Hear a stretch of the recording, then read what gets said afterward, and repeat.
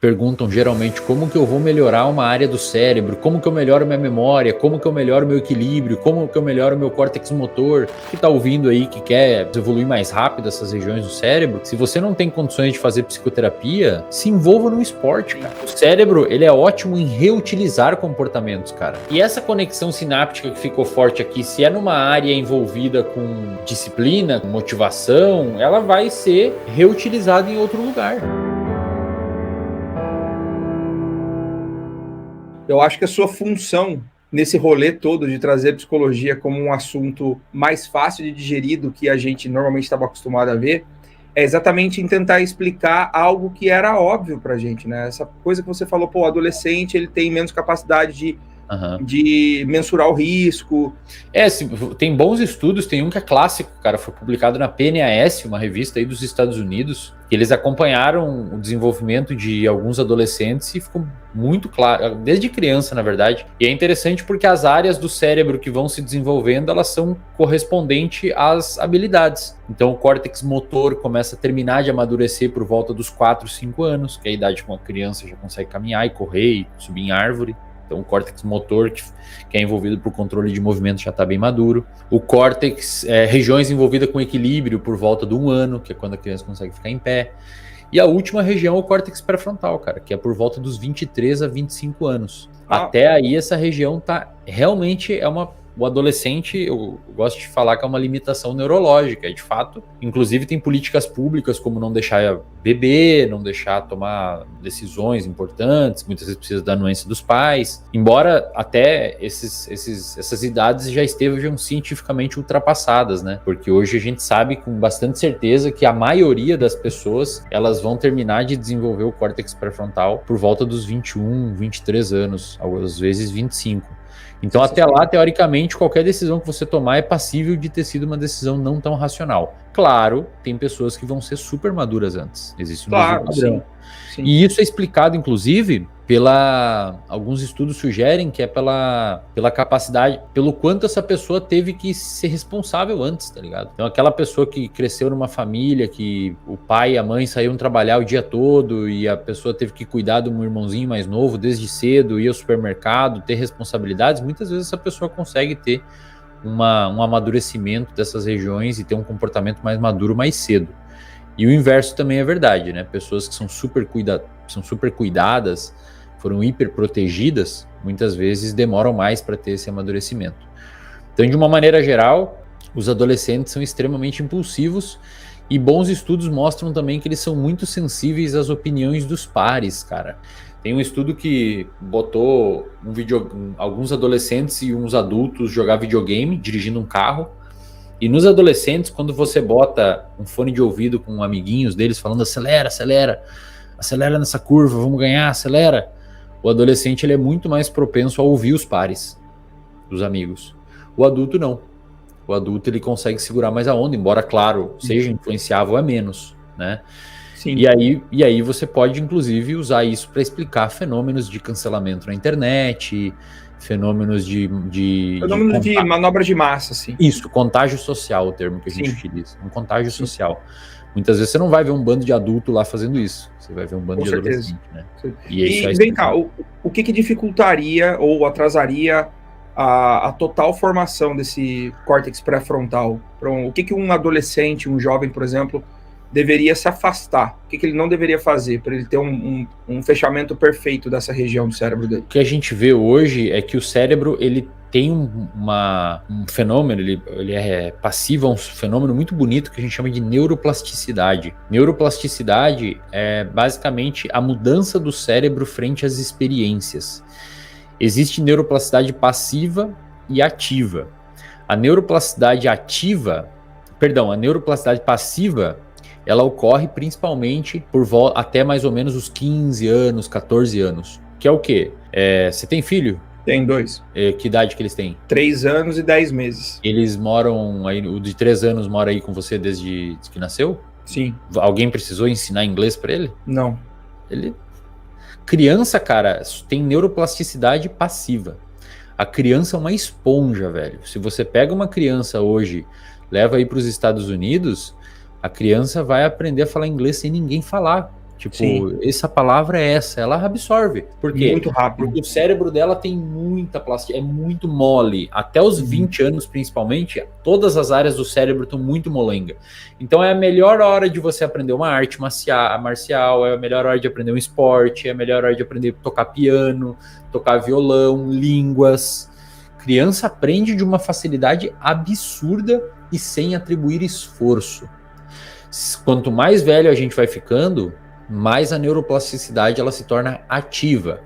Você precisa de esforço para mudar o seu cérebro.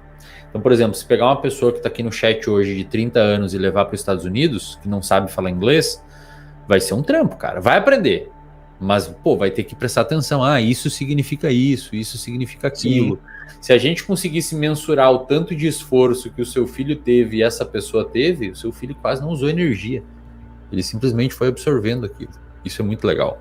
Sim. Então, quando as pessoas olham, perguntam geralmente como que eu vou melhorar uma área do cérebro, como que eu melhoro minha memória, como que eu melhoro meu equilíbrio, como que eu melhoro meu córtex motor, como que eu melhoro a minha passada na corrida, como que eu melhoro a minha noção de espaço, tiro, quero atirar melhor, eu quero, não sei, qualquer pergunta que você me faça sobre habilidades, inclusive capacidade de controle de comportamento, que é o córtex pré-frontal que faz, a resposta é quase sempre a mesma. Você tem que praticar.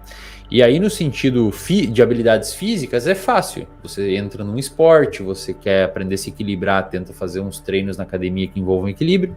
Mas e na parte de amadurecimento do córtex pré-frontal, que você quer amadurecer habilidades, e não necessariamente habilidades físicas, mas habilidades emocionais, habilidades cognitivas? Primeiro, é importante que você tenha, respondendo sua pergunta, acesso primeiramente a conteúdos relacionados a isso, para que você amplie seu repertório cognitivo. Então, se você quer ser uma pessoa que tenha mais controle emocional, um adolescente mais empático, um adolescente que tem menos impulsividade, como você mencionou, é importante que você primeiro procure conteúdos sobre isso, entenda que isso está acontecendo. Para você trocar o pneu do carro, é importante saber que ele está furado primeiro. Sim. Identificar que tem um problema. Segundo, engajar em tarefas que envolvam você fazer isso. Então, no caso de um adolescente, no caso de uma pessoa que ainda tem algum grau de impulsividade, o padrão ouro seria você fazer psicoterapia, porque nós temos ferramentas que permitem a gente trabalhar com finesse esses problemas de impulsividade. Esse público deve ser um pouco mais resistente também. Bastante, cara. Adolescente é um problemão. Agora, alguns, inclusive, hoje estão procurando, cara. Graças à minha divulgação, ao pessoal que fala, muitos chegam na terapia querendo fazer. É bem interessante, assim. Homens, cara, chegam na terapia querendo fazer. Historicamente, homens é uma população bastante resistente, né? Tratamento psiquiátrico. Normalmente as mulheres são mais aceitam melhor. Sim, sim. É aquela parada, né, cara, um tanto quanto antiquada, do tipo, por que eu vou no psicólogo? Eu não sou louco, né? Sim, mas isso eu entendo, cara, porque, de fato, por muitos anos a psicoterapia foi vista de uma forma muito passiva, sem uma objetividade, né? Felizmente isso está sendo melhorado hoje. Mas, assim, o adolescente que está ouvindo aí, que quer, digamos, evoluir mais rápido essas regiões do cérebro, cara, se você não tem condições de fazer psicoterapia, se envolva no esporte, cara. Faz jiu-jitsu. Jiu-jitsu você tem que respeitar a hierarquia. Você não pode ser afobado e fazer o que você quer. E essas pequenas coisas, Rubens, elas vão construindo uma noção que você pode exportar o quanto você consegue ser menos impulsivo no jiu-jitsu, você exporta isso para outras áreas da sua vida. Sim. O cérebro, ele é ótimo em reutilizar comportamentos, cara. Então, se você é uma pessoa, por exemplo, que desenvolve disciplina no seu trabalho ou na sua dieta, muitas vezes você pode usar essa disciplina para outras coisas, porque são as mesmas regiões do cérebro, digamos assim, que vão ser trabalhadas naquelas outras tarefas.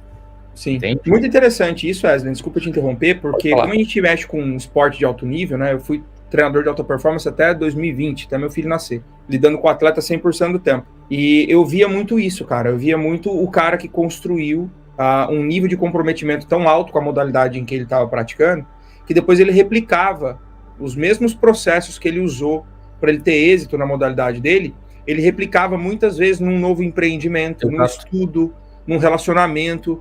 E acabava que ele tinha uma plenitude maior em algumas outras áreas, porque ele repetia meio que um padrão que ele criou, que foi a fórmula do sucesso dele no esporte. Cara, é assim, o que eu gosto de fazer de metáfora é tipo, quando você vai fazer um levantamento terra, os músculos que você utiliza para fazer o levantamento terra, você utiliza para pegar uma sacola do supermercado no chão. Sim.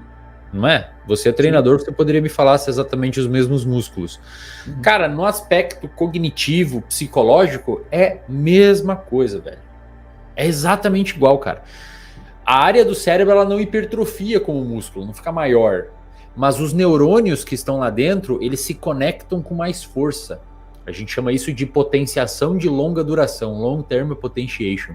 É a base biológica da formação de uma memória hoje. Quem descobriu isso ganhou o prêmio Nobel no ano 2000. Um neurocientista chamado Eric Kandel.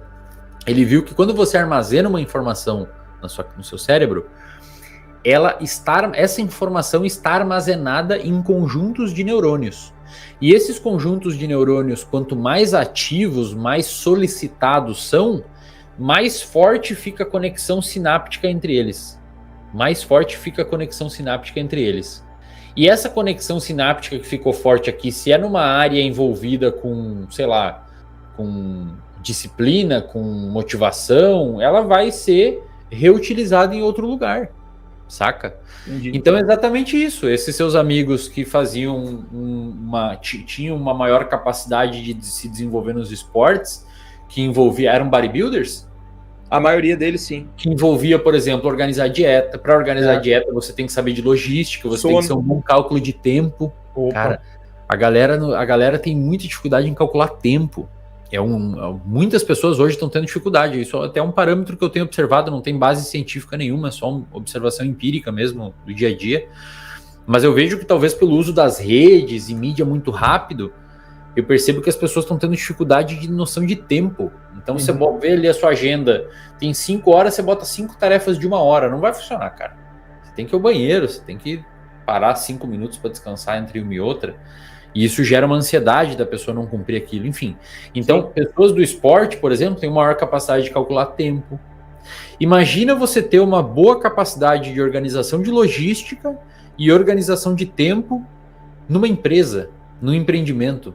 Porra, são 2 puta capacidades essenciais para você conseguir desenvolver e performar num empreendedorismo. E no esporte, de certa forma, você aprende isso. Então você consegue transpor para lá. Exatamente, tá perfeito, a sua análise tá perfeita.